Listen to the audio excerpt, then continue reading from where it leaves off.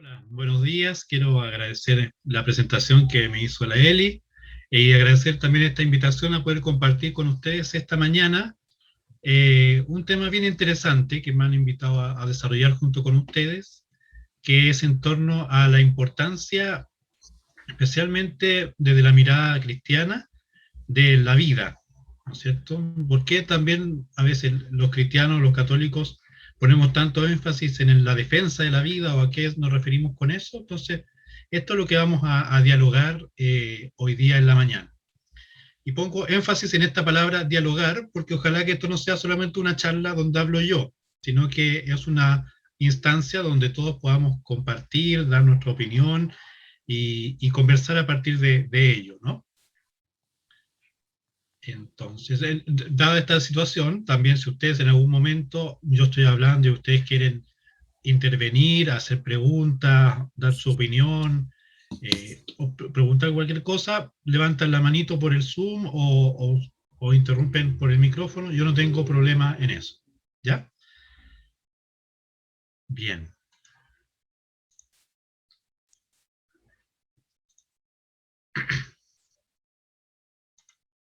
Bueno.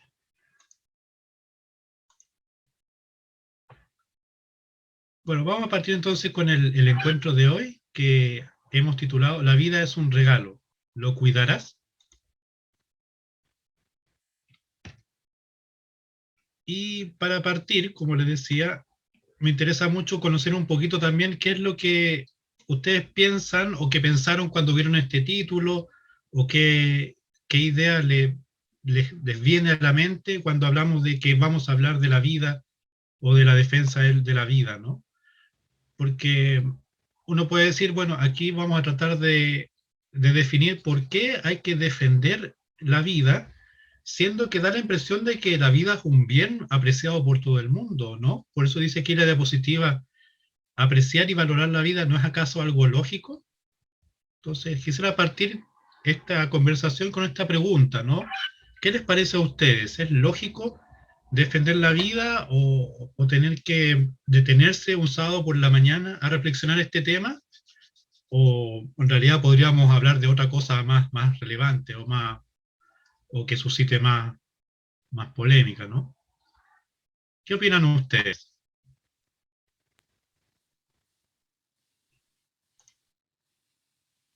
Pueden levantar la mano o escribir en el chat. Uh-huh.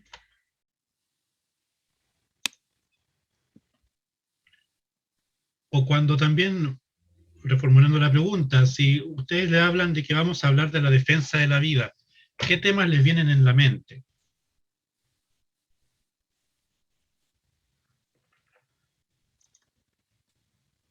A ver, Trinidad dice que sí, es súper lógico. Vamos a hablar del aborto, del suicidio, la naturaleza, ya, súper bien. Pro aborto. Ahí Tomás ha Tomás levantó levantado la la mano, vamos a ver. mano.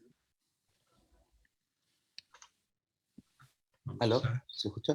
Sí, Tomás, adelante. Yo, a la hora de escuchar esa idea, pienso que es defender los derechos humanos y también el aborto.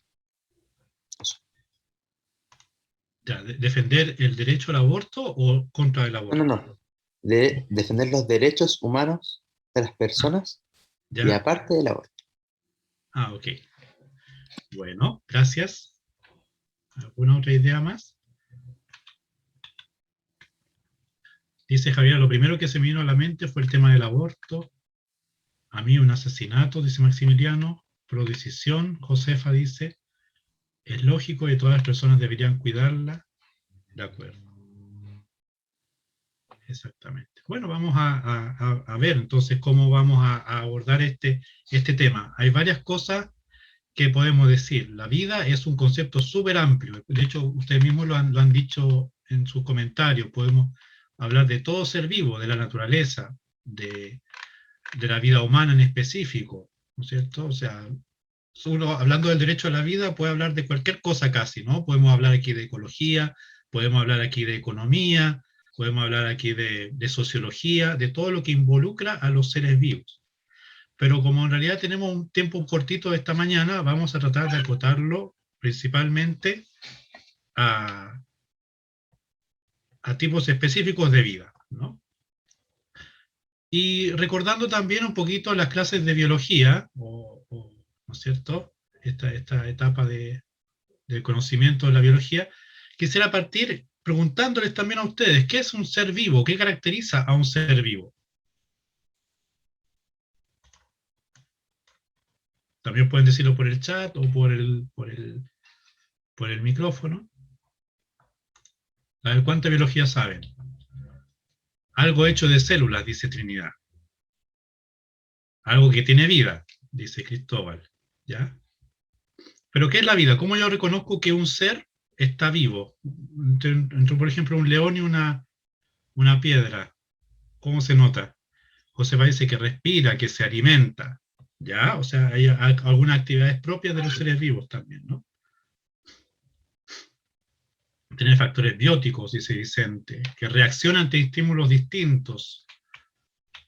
Tiene un sistema que se mueve por sí solo y es orgánico. Mira, qué interesante, saben bastante, ¿eh? Se relaciona con el medio, de acuerdo. Sí, sí. No, van bastante bien.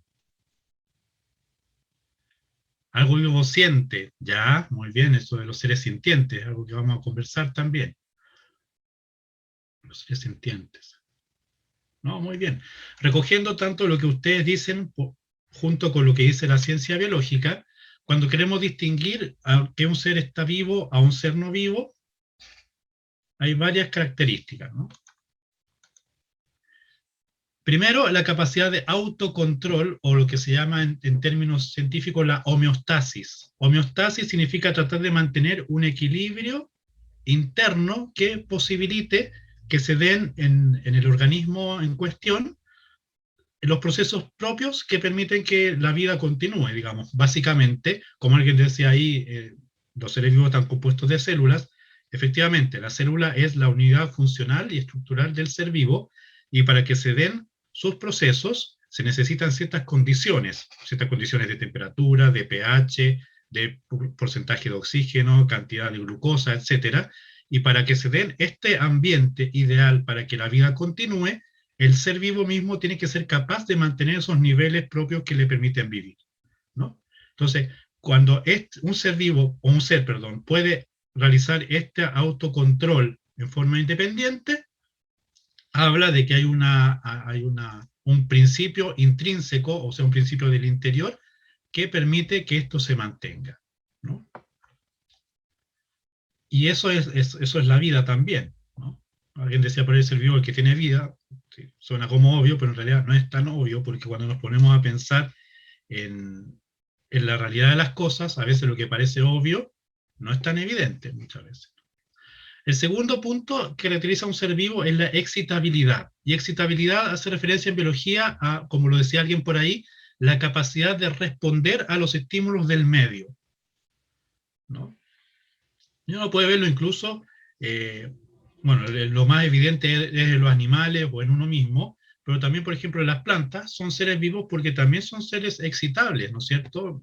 El ejemplo más clásico que a veces se pone en las clases de biología es la del girasol, ¿no es cierto? Que justamente se llama así porque va cambiando la orientación de su flor hacia donde el sol se va moviendo. O sea, es capaz de percibir un estímulo lumínico o un estímulo de luz y realizar una reacción, un cambio en respuesta a ese estímulo, ¿no?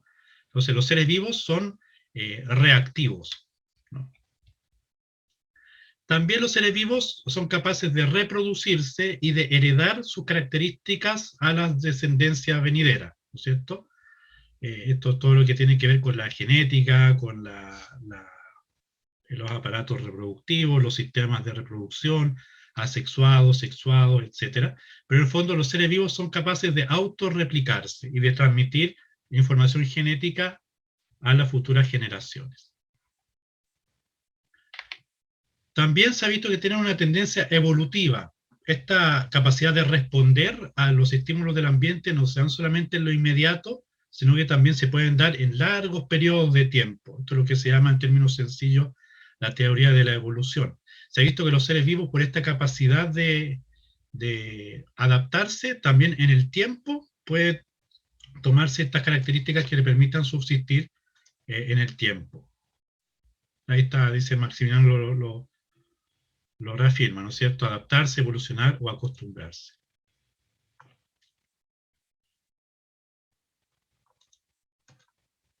Y en definitiva, todo esto va como acompañado o se debe a lo que se llama también en filosofía la inmanencia operativa. Es decir, que todo esto que estamos hablando, la capacidad de mantener niveles internos propios para el desarrollo de la vida, esta capacidad de reaccionar, esta capacidad de reproducirse, ¿no es cierto?, de desarrollarse en el tiempo, se debe a que el ser vivo tiene una capacidad, una facultad o un principio interno que permite que todas estas operaciones provengan del mismo. No es algo, no es un ser manejado desde fuera, sino que desde su mismo interior es capaz de generar todas estas operaciones, todas estas acciones que hemos mencionado. De él nace la necesidad de comer, de reproducirse, de moverse, de crecer, etc., ¿no? Entonces esto diferencia grandemente a un ser vivo de un ser no vivo. El ser no vivo es todo lo contrario de lo que acabamos de decir. Es estable, no cambia en el tiempo, más bien se puede deteriorar en el tiempo porque es incapaz de mantener una homeostasis que mantenga su buen estado, etc., ¿no? Y de todas las formas de vida, debo decirles al tiro que aquí no vamos a hablar de mucha ecología, sino que nos vamos a centrar principalmente en la defensa de la vida humana. Entonces, de todo lo que hemos conversado, lo que nos diferencia de los leones, de las plantas, de los hongos, de las bacterias, ¿qué dirían ustedes que es lo que más caracteriza a la vida humana? Abro de nuevo la pregunta. ¿Qué es lo que diferencia al ser humano o a la vida humana de la vida animal, de la vida vegetal?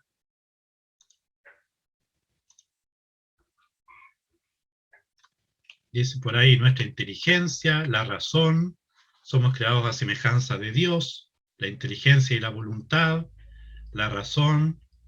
Muy bien. Creo que tuvieron ustedes un encuentro con Juan Pablo Rojas también, ¿no? Seguramente le habló de esto. El razonamiento, la razón, como mínimo la complejidad de nuestro cerebro, el razonamiento, la conciencia. De acuerdo, sí, van bastante bien.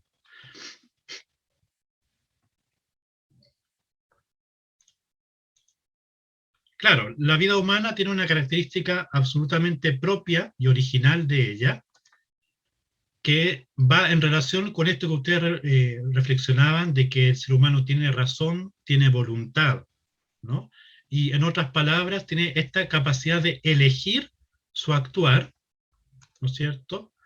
Y la finalidad por la cual actúa, es decir, el ser humano, o el ser humano, es capaz de hacerse dueño de sus propios actos y de escoger los fines hacia los cuales se quiere dirigir, o sea, por los cuales actúa, ¿no? Esto es súper importante. El ser humano no actúa, a diferencia de los animales o de las plantas o de otros tipos de vida, por mero instinto o por mera respuesta a los estímulos que me hace el ambiente, ¿no es cierto? Sino que somos capaces nosotros de recibir un estímulo, pero también reflexionar en torno a ese estímulo y dar una respuesta que a veces no necesariamente es la más inmediata.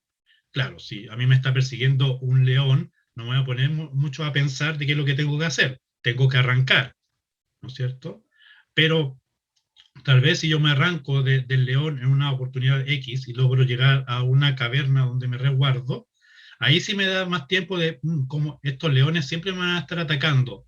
Entonces, ¿cómo puedo hacer para que estos leones no sean una amenaza para mi tribu, para mi pueblo, para mi propia vida?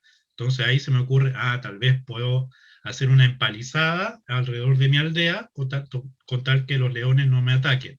Se dan cuenta que somos capaces de dar una respuesta bastante más elaborada y gracias a la razón y a la voluntad, poder realizar una respuesta más elevada a algo que puede ser como muy inmediato. ¿No es cierto? Eso.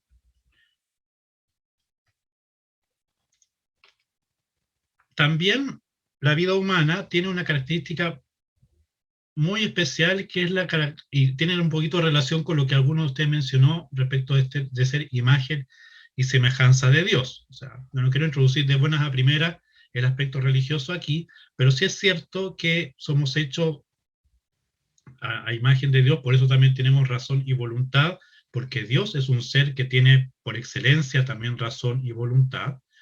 Pero además, Dios nos ha hecho a cada uno, si bien nos ha hecho a su imagen y semejanza, nos ha hecho a cada uno únicos y distintos, como estos niños que vemos aquí en la foto. Todos podemos decir que son niños o ejemplares de la especie humana, pero este niño aquí del pelo crespo es distinto de esta niña del pelo más liso o de este muchacho de acá, ¿no? Hay diferencias, tanto físicas como también íntimas, personales, de características, de temperamento, de estilo de vida, de, de experiencias de vida. Y eso es algo tan íntimo que no se puede comunicar 100% a otra persona, ¿no es cierto? El ser humano también es un ser autoconsciente que es capaz de darse cuenta en el mundo de su propio ser, de su propia realidad, y desde esa conciencia puede también conocer al mundo y conocer que hay otros en el mundo, distintos de él. Y lo último que es interesante respecto a la vida humana, que es una vida abierta a la trascendencia. Cuando hablo de trascendencia no me refiero necesariamente a un aspecto espiritual o religioso, sino también al hecho de, bueno, principalmente es eso, ¿no es cierto? La apertura a lo espiritual, pero hace más referencia a que no está orientado el ser humano a quedarse en la inmanencia, en lo que se queda, en lo inmediato, sino también piensa en la posteridad, en dejar huella por donde pasa, ¿no? Y eso puede ser también a través de un espíritu religioso, de una espiritualidad amplia, pero también, en el fondo, una persona tiene este deseo de no pasar desapercibido por la vida.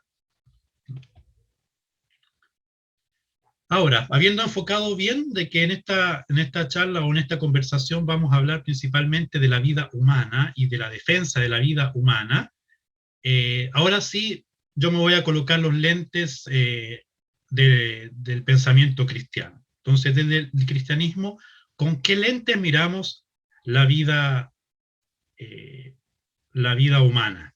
¿No? Tal vez tienen alguna idea ustedes de cuando pensamos, si alguno de ustedes es cristiano, comparte alguna mirada desde ese prisma.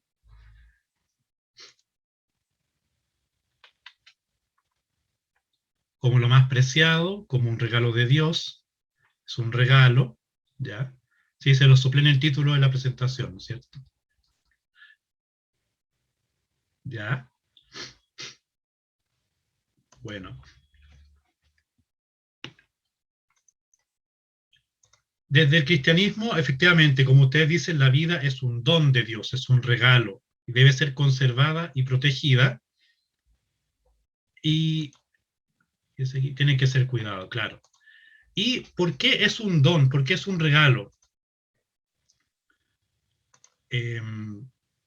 Porque, en el fondo, ninguno de los que está aquí presente disfrutando ahora de la vida la pidió, ¿no es cierto? Todos hemos recibido esta llamada a la vida. Nadie pidió nacer, para empezar, nadie pidió nacer en Chile, en esta época, en esta familia, en este contexto. Todo lo que estamos disfrutando ahora, lo básico, lo hemos recibido. Por eso decimos que es un don, es un regalo.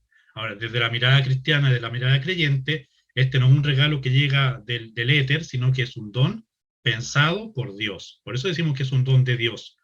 Y como es un regalo que nos permite la subsistencia, nos permite estar en el mundo, debe ser conservado y protegido. Ahí tenemos aquí una opinión de Maximiliano, dice, yo en lo personal soy agnóstico, no creo en algún Dios, pero tampoco rechazo la idea, respeto las creencias o ideas de los demás. Ok, gracias Maximiliano. Nosotros también estamos hablando aquí desde el respeto y la escucha a todas las distintas opciones. Ahora, desde la mirada cristiana, ojo, que el don de la vida no es la vida humana, la vida que estamos viviendo ahora, no es un valor absoluto porque a los ojos de la fe también no es la única vida. Y esto es bien importante, ¿no? Nosotros valoramos y queremos mucho la vida que Dios nos regala, pero sabemos que hay otro nivel de vida, que es para nosotros la vida eterna, la vida con Dios, que esa sí es indiscutiblemente mayor que la vida que estamos disfrutando ahora, ¿no es cierto? De hecho, el mismo Señor lo dice varias veces, ¿no es cierto? No se entusiasmen tanto en acumular tesoros aquí en la tierra, acumulémoslos mejor para el cielo, ¿no? En ese sentido, ¿no? Hace referencia, y por eso también nosotros, si bien defendemos la vida en la tierra, ¿no es cierto?, la vida que compartimos todos nosotros en esta casa común, nos interesa aún más que no perdamos la vida que realmente va a ser planificante, va a ser completa para nosotros, que es la vida eterna, porque nosotros somos, desde la mirada cristiana, seres eternos, que ya estábamos presentes en la mente de Dios y en un momento de la historia y del tiempo y el espacio nos depositó en la tierra para vivir esta experiencia espiritual, ¿no es cierto?, como seres corporales, ¿no es cierto?, pero que llegado a cierto momento, esta experiencia corporal, esta experiencia material va a terminar, porque este cuerpo va a empezar a deteriorarse, va a fallar y va a morir. Pero nuestra vida continúa. Entonces, es importante que lo que hayamos hecho, cómo hayamos vivido esta llamada, esta invitación de Dios a vivir y a amar, ¿no es cierto? Por eso somos, como somos imagen y semejanza de Dios, estamos llamados a hacer en la vida actos semejantes a los de Dios, principalmente desde el amor. Entonces, una vez que hemos vivido esta vida en base al amor, después podemos continuar viviéndola junto con Dios en esta misma dinámica de amor.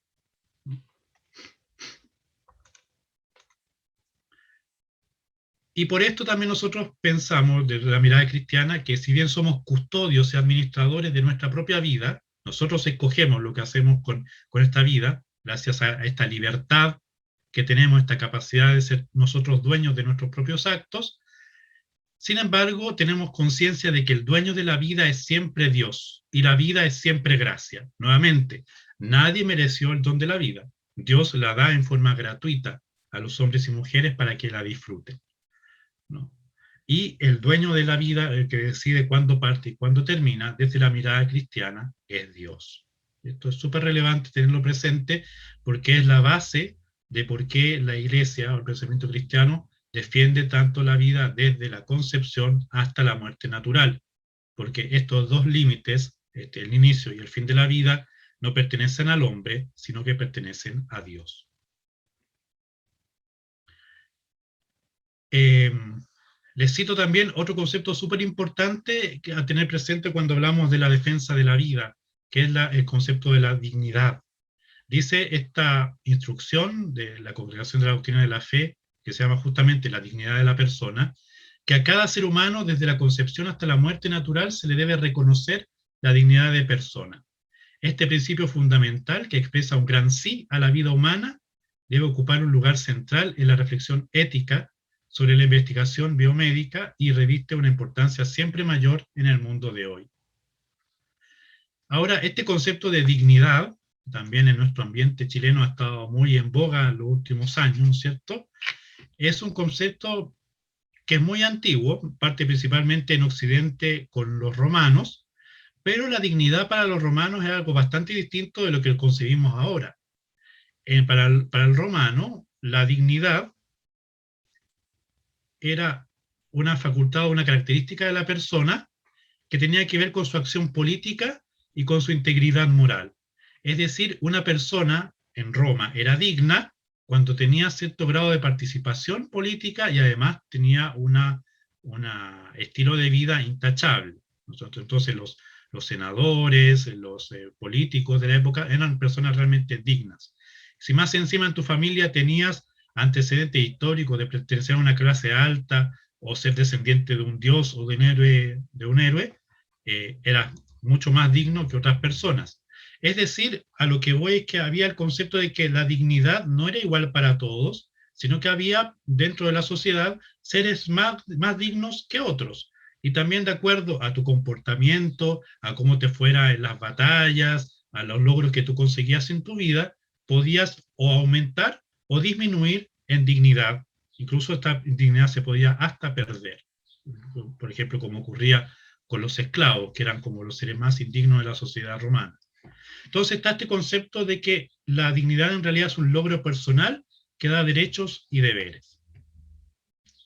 Sin embargo, con el cristianismo, con la llegada del cristianismo, este concepto cambia radicalmente y se parece más al que estamos defendiendo en el día de hoy, incluso que defienden las personas de pensamiento no cristiano, ¿no? Para el cristianismo, la dignidad se funda en 3 fundamentos principales, algo que ya han mencionado ustedes, en que los seres humanos somos criaturas de Dios, somos imagen y semejanza de Dios, y desde ahí proviene principalmente toda nuestra dignidad, la propia dignidad de Dios. Y que, así bien nuestro origen está en Dios, nuestro fin, nuestro destino está también en Dios. Entonces, en virtud de nuestro origen, de nuestro fin, es que el hombre, todo ser humano, es digno por ser hijo y criatura de Dios. Esta dignidad le da a la persona derechos inalienables, o sea que no se le pueden quitar. Ahí dejo algunas citas para que si después la quieren revisar, ahí hace referencia a algunos pasajes del Evangelio y de las cartas de San Pablo que defienden los derechos que tiene una persona digna, ¿no?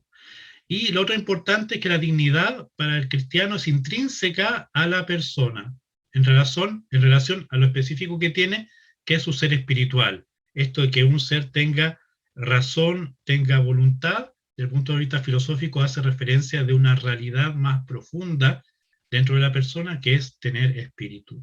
Entonces, en virtud a esta posesión de espíritu, es que tenemos todos una misma dignidad.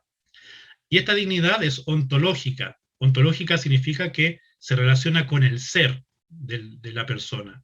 Por lo tanto, a diferencia de la dignidad romana, no depende de lo que yo hago o no hago, de lo que gano o de lo que pierdo. No depende de méritos.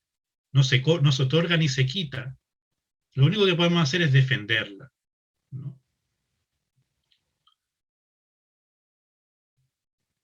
Entonces, en resumidas cuentas, la dignidad hace referencia al valor inherente, o sea, que el ser humano tiene por el hecho de ser humano, en cuanto a ser racional y dotado de libertad. No es una cualidad otorgada por nadie, no te la da ninguna ley, ningún derecho. Las constituciones, por ejemplo, de las naciones, no te dan dignidad, la reconocen. Si ustedes se fijan y miran distintas constituciones de distintos países, dicen que la persona tiene dignidad, pero no es que la constitución o la ley externa te la confiere, la reconocen, básicamente a partir de estos postulados. No dependen de ningún condicionamiento, de condiciones éticas, de sexo, de condición social, o incluso de cosas que han hecho en la vida. O sea, una persona que está en la cárcel por haber cometido un delito más grave o menos grave, no pierde su dignidad de persona por el hecho de haber atentado contra la sociedad a través de un delito. Sigue manteniendo su dignidad.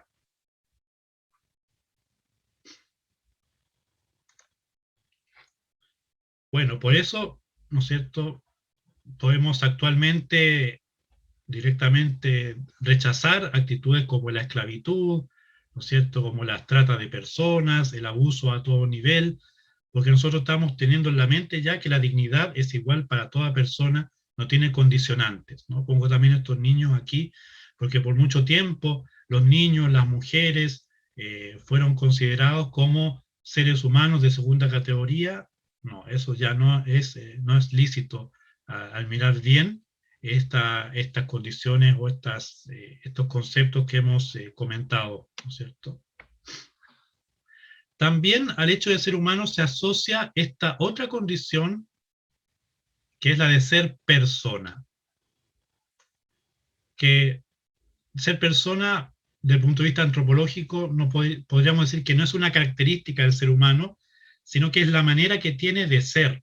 O sea, esta característica tan central que hemos conversado de que tenga racionalidad, que tenga voluntad, cuando el ser humano la ejerce, está ejerciendo en el fondo su personalidad, la forma que tiene de relacionarse con el mundo, con los otros, consigo mismo. Si bien el ser persona está sujeto a las leyes de la biología, porque una persona es distinta cuando es niño, cuando es adulto, cuando es anciano, nada justifica que su dignidad cambie a lo largo del tiempo. Nuevamente, un niño no es más digno ni menos digno que un anciano, ni que un adulto, ni que una persona en estado de coma o una persona que está en silla de ruedas, ¿no? No hay cambio en la dignidad, a pesar de que la biología haga cambios a lo largo del tiempo. Y por esto es que también la Iglesia o el pensamiento cristiano defiende tanto la dignidad desde el inicio de la vida hasta su término natural. Porque reconoce que el embrión, el feto, el ser en formación, desde que ocurre la unión del material genético del espermatozoide con el material genético del ovocito en el interior de la mujer, digamos, en las trompas uterinas, ¿no es cierto? Desde ya cuando ocurre esa unión, esa singamia, esa combinación única y nueva del material genético humano, desde ahí ya se reconoce, por lo menos desde el punto de vista de la fe, se reconoce que ahí ya hay una vida humana distinta del padre y de la madre. ¿Ya? Ahora yo digo desde la fe, pero desde la fe cimentada también en el pensamiento de la ciencia, digamos, ¿no? Porque hay que ver que la fe y la ciencia se acompañan en el camino del conocimiento de la verdad, del conocimiento humano, y no se contraponen. Y así como también hay temas que competen a la ciencia y que la fe en realidad no tiene ninguna injerencia de opinar, también hay espacios de la fe en los cuales la ciencia no tiene ningún recurso para opinar. Pero en este punto la fe se basa o se fundamenta en la ciencia para decir lo que acabo de repetir y que siempre hacemos referencia, ¿no es cierto? Una vez que hay una nueva combinación genética, ¿no es cierto?, dada por el aporte del padre y el aporte de la madre, esa persona que está ahí, ¿no es cierto?, ese ser que se está generando nuevamente, es distinto del padre y de la madre. Por eso a nosotros no nos hace mucho sentido eso de que la mujer tiene derecho a decidir sobre su cuerpo, porque cuando estamos hablando de un embrión o de un feto, ese cuerpo es distinto del cuerpo de la madre. No es un órgano más de la madre, el embrión o el feto que se está desarrollando. Es un ser que genéticamente es distinto. Y también reconoce que desde ese momento inicial, este embrión y feto es un embrión y un feto de la especie humana, ¿no? Si bien a medida del tiempo que va pasando la gestación se van dotando más las características humanas, ¿no es cierto? Si ustedes ven algunas imágenes de embriología comparada, ven que en las primeras semanas de crecimiento un embrión humano de chimpancé o de sapo en realidad se parecen bastante. Pero a medida que va avanzando el tiempo, uno se va dando cuenta de que el embrión va tomando características cada vez más particulares, más propias de su especie. Pero que no sea claramente evidente de buenas a primeras, no significa que antes no estuviera esa condición. O sea, cuando vemos estas dos celulitas que en realidad de aspecto humano no tienen nada, sin embargo, tienen en su interior la genética propia del ser humano. Y eso es lo que le hace ser humanos también a estas células de acá. Entonces, si yo saco esta célula, la llevo al laboratorio y veo el cariograma, veo el material genético que tienen, digo, no, este es el cariograma de un ser humano. Entonces, esta célula que yo saqué y que estoy estudiando es una célula humana. Se da entonces en el desarrollo del embrión una armoniosa conjugación de los componentes materno y paterno en el inicio de la vida, y sinceramente no hay desde la filosofía que yo conozca o desde la biología una razón sólida para considerar que el embrión sea más o menos humano en alguna etapa del desarrollo de la persona. No hay o no se ha conocido algún fundamento sólido o cierto para decir que, por ejemplo, en esta etapa de 4 células, este ser sea menos humano que en esta etapa de blastocisto, por ejemplo.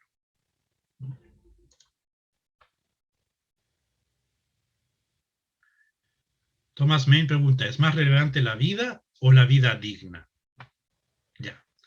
Buena pregunta, lo voy a anotar porque la voy a contestar más adelante, porque quiero desarrollar un poquito más el tema y vamos a esa pregunta, pero es buena. ¿Es más relevante la vida o la vida digna?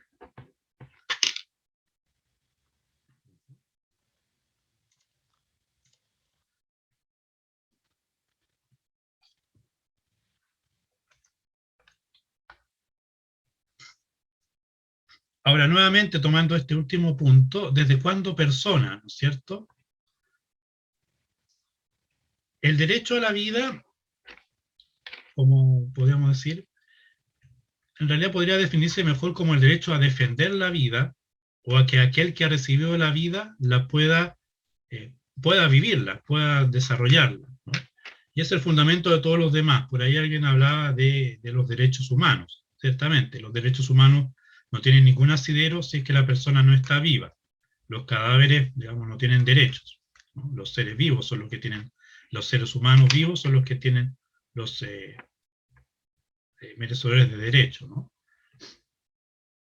Y algunas personas o algunos teóricos o científicos han tratado de definir a lo largo del tiempo, ¿no es cierto?, o a lo largo de esta formación del ser vivo, cuando esta persona empieza a ser persona, o que es una persona también, ¿no es cierto? Habíamos dicho que es esta persona capaz de expresar una relación o expresar su racionalidad o su voluntad en relación con el medio, con las personas y consigo mismo. Entonces, ¿desde cuándo este ser puede considerarse una persona? Y hay algunos que dicen que, por ejemplo, que fundamentan, por ejemplo, depende mucho de dónde uno fundamenta la definición de persona. Si uno la fundamenta, como algunos dicen, en la capacidad de sentir placer o dolor, como por ejemplo Peter Singer en Australia, puede decir, bueno, una persona será tal cuando tenga su aparato o su sistema nervioso central formado. Entonces, cuando aparecen las primeras neuronas sería persona, cuando empieza el tubo neural, otras personas dicen cuando late el corazón, etc. Pero la pregunta aquí es más profunda, digamos. Si estamos hablando de que el desarrollo de un niño sea un proceso continuo que no se detiene desde la fecundación hasta hasta el nacimiento, hasta el parto, pero en realidad también el crecimiento y el desarrollo continúan por muchos años más. ¿Con qué criterio podemos plantear discontinuidad en un proceso que es continuo, ¿no? ¿A dónde voy? O sea, si nosotros queremos decir, esta persona es tal y es sujeto de derechos desde que desarrolla su sistema nervioso central, o desde que su corazón empezó a latir, o desde que salió del vientre de su madre, o incluso algunas otras personas que dicen que hasta los niños no es necesario considerarlos personas porque no son capaces de ejercer su racionalidad. Entonces, bueno, el niño antes de alcanzar el uso pleno de la razón no era persona, no tiene derechos ese niño antes de alcanzar el derecho a la razón. ¿Cuál es el motivo central para colocar aquí? Aquí es donde parte la persona. Es que la pregunta de debate para después es, bueno, ¿y antes qué era entonces? ¿Era una masa de células, como dicen muchas personas? Entonces, esta es la pregunta central, ¿no es cierto? ¿Por qué, con qué criterio o con qué fundamento tú colocas aquí es el inicio de una diversidad ontológica, digamos, una forma distinta de ser en este ente, ¿no es cierto?, distinta de la primera, ¿no? Siendo que genéticamente la persona ha sido igual antes y después y está disfrutando o está participando de un proceso que es el mismo proceso desde que ocurrió la fecundación hasta cuando termine el parto o termine el desarrollo años después del parto. Aquí tenemos, por ejemplo, algunos teóricos de la bioética que plantean ideas así, ¿no es cierto? Por ejemplo, está Engelhardt, que plantea que la persona es quien tiene autoconciencia, autonomía, racionalidad y posesión del sentido moral. Y ya pensando en estas 4 características, hay personas, o seres humanos, que no serían personas. Y lo dice él mismo, lo cito textual, dice: los fetos, los infantes, los retrasados mentales graves y los que están en coma irreversible constituyen ejemplos de no personas humanas. Tales entidades son miembros de la especie humana, pero no tienen estatuto en sí y por sí, en la comunidad moral. Solo las personas humanas tienen este estatuto. O sea, esta es un punto bien importante a pensar y a discutir, porque en el fondo, si nosotros estamos pensando en derechos y en sujetos de derecho, muchas veces decimos que la persona es el sujeto de derecho. Entonces, esta definición es súper importante, porque si nosotros estamos diciendo que el feto no es persona, estamos diciendo el feto entonces no tiene derechos. Pero la pregunta más profunda es: ¿y por qué ese feto que está ahí no es persona, siendo que goza de la misma característica, ¿no es cierto?, ontológica, que sí cuenta alguien que sí es considerado persona, ¿no? Peter Singer, otro bioético, también del siglo XX, todos son del siglo XX, coloca la definición de persona en aquella, bien amplio su definición, solo en la medida de que tenga la capacidad de sentir placer y dolor.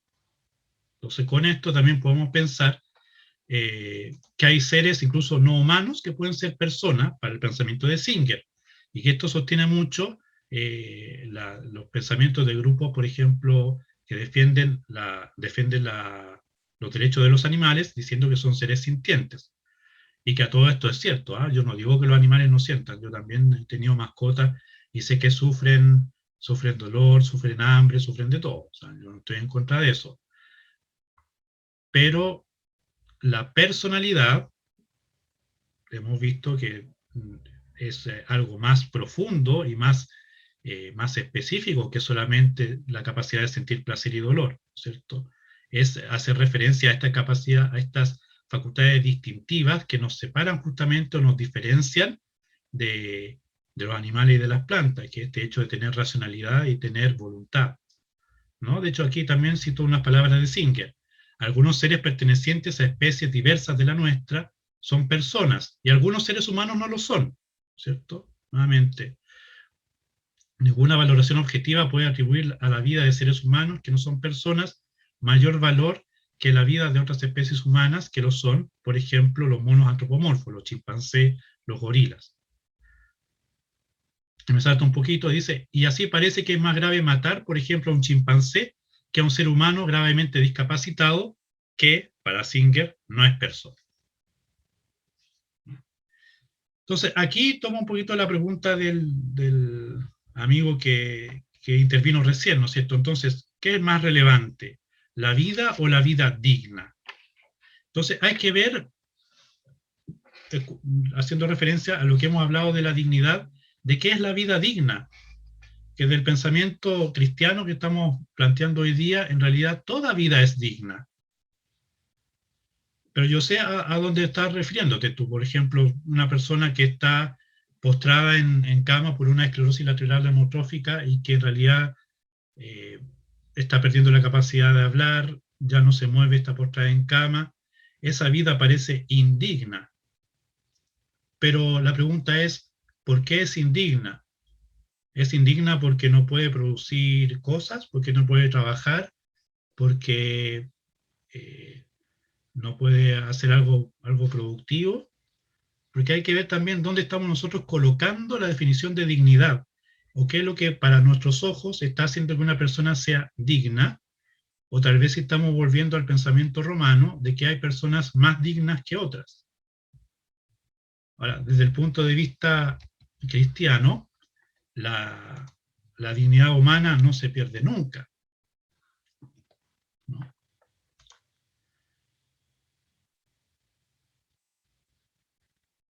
Ya, eso. Por ejemplo, dice: las personas que piden la eutanasia no llevan una vida digna, y tampoco ellos personalmente están conformes en esa situación. Claro. Sí, a eso estoy haciendo referencia. El tema de la eutanasia también es bien importante y bien relevante. Hay que ver, nuevamente, ¿qué es lo que nosotros estamos refiriendo como vida digna? O sea, yo también he acompañado muchas veces a personas que están en etapa de terminalidad, etapa de dolor, y por eso ha surgido también, especialmente en el siglo XX, el concepto de los cuidados paliativos, de personas que, claro, ciertamente yo conocí un caso particular de una persona con cáncer gástrico, ¿no es cierto?, que en realidad llegó a una etapa de su cáncer, bueno, que ya no tenía solución desde el punto de vista de la medicina, una solución curativa, pero que en realidad era tremendo el dolor que sentía, ¿no? Pero también hay que ver que esta persona estaba muy subtratada en todas sus necesidades. No estaba recibiendo una buena analgesia, estaba teniendo dificultades para alimentarse por el mismo hecho del cáncer, estaba siendo subtratada en muchos aspectos. Entonces, cuando el equipo clínico que la empezó a atender todas estas necesidades, le trataron el dolor, le aliviaron el dolor, le ayudaron a alimentarse mejor, fueron aliviando todas estos síntomas que traen las enfermedades terminales, la persona se sintió más contenta, más aliviada y pudo terminar su vida sin dolor, sin desesperación, sin tanta tribulación, sin ahogarse. Entonces, en el fondo, pudo terminar su vida también acompañado de su familia, reconciliado de situaciones propias de su vida, ¿no es cierto?, que pudo conversar con aquellos con los que tenía conflicto, pudo perdonar, pudo ser perdonado. En el fondo, pudo dar a su vida este cierre y no morir en medio de la desesperación, del dolor, del sufrimiento innecesario, ¿no? Entonces, ahora, uno podría entrar a pensar, bueno, pero si la persona quiere morir, hay que dejarla morir, ¿no es cierto? Si esa persona considera que su vida es indigna, ¿por qué nosotros la vamos a presionar, ¿no es cierto?, a que siga una vida que parece ser de puro sufrimiento. Pero el problema es que nosotros desde la mirada cristiana queremos invitar a que todos, ¿no es cierto?, logremos ver nuestra vida desde el foco de la verdad, ¿no es cierto?, en el sentido de que, claro, uno puede pensar que la vida que estoy teniendo ahora es indigna, no es digna de ser vivida, pero hay que preguntarse, ¿en qué estás fundando tú tu concepto de dignidad? Porque si para ti es indigno que te tengan que poner pañales, y que tengas que no puedas controlar el esfínteres por tal o cual condición de salud, digo que tal vez podemos estar usando mal el concepto, puede ser vergonzoso, puede ser eh, que te sienta menos persona, ¿no? Pero en realidad, desde el punto de vista objetivo, tu calidad de persona, tu dignidad humana no decrece, ni se disminuye, ni se pierde por el hecho de que tengas que recurrir a otros para que te ayuden y te sirvan. Ciertamente que es una afrenta bastante fuerte, a veces al autoconcepto, a la autoestima, tener que ser cuidado, pero también es una invitación a darse cuenta de nuestra finitud, de nuestros límites, de que esta vida material que tenemos aquí no va a ser para siempre igual, no vamos a estar eternamente jóvenes ni eternamente sanos, y en el fondo es aprender a aceptar y a tomar conciencia de nuestra propia finitud. Es que ese es el problema muchas veces, que estamos agobiados por falsas percepciones de que esta vida que estamos viviendo ahora es como lo máximo que uno puede vivir, siendo que, como decíamos en las primeras diapositivas, esta vida, especialmente desde la mirada cristiana, no es la única vida ni es la mayor vida. La tenemos que vivir, la tenemos que cuidar, es un regalo de Dios, es una oportunidad que nos ha dado de amar como Él ama, de amar y sentirnos amados. Es una de las grandes llamadas a que nos invita la vida, ¿no? Pero no es la única forma ni la mayor forma de vivir. Entonces, ahora, eso desde el punto de vista cristiano se entiende mejor, pero yo convengo de que es a veces complejo o difícil plantear esta mirada a una persona que no comparte, por ejemplo, mi mirada de fe o que simplemente no cree en el cristianismo o los valores que para mí justifican o sostienen la defensa de la vida. Exactamente.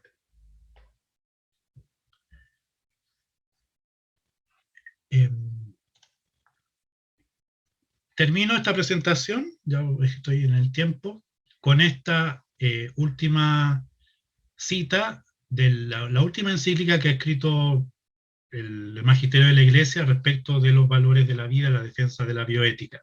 Y es la encíclica Evangelium Vitae del Papa Juan Pablo II. Y dice esto: la vida humana es sagrada e inviolable en cada momento de su existencia, también en el inicio que precede al nacimiento.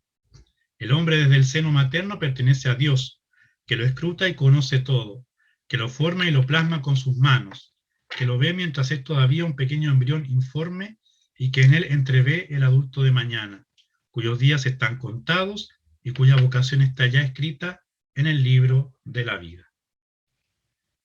Bien, eso es lo que les quería compartir el día de hoy. Muchas gracias por su atención, por su participación.